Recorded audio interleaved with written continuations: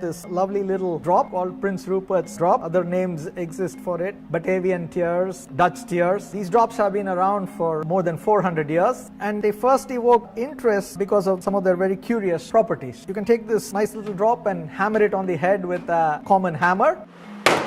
You will find that the drop is perfectly resistant against a fracture. On the other hand, if you snip the tail off, this whole thing will shatter into powder with a little pop noise.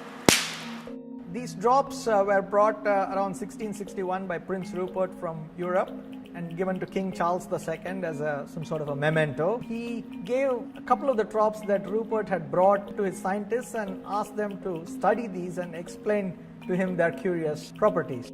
High-speed photography was critical for explaining the explosive disintegration. In terms of why they withstand hammer blows, that required measurement of the stresses in the drops, and making measurements in objects of such complicated geometry requires a special type of photoelasticity called integrated photoelasticity that was pioneered by Professor Hillar Aben in Tallinn in Estonia. The very strong nature of the drops in the head is due to the large compressive stresses, and these stresses are much higher than have been measured in other types of glass blocks and glass plates and so on.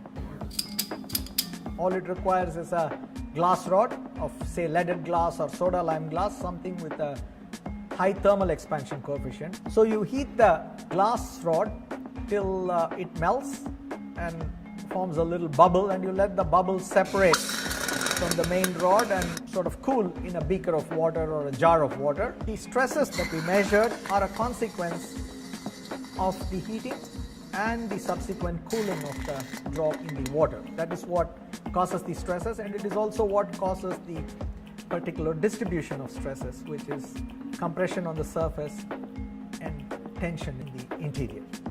Compression is good as a means of resistance against cracking. Tension is bad because things fly apart when you pull them, and pulling is tension. These glasses, which are fracture resistant, have found lots of applications. Now in cell phones and all the electronic devices that we carry around, they all owe their origin to this little fellow here, the Rupert drop.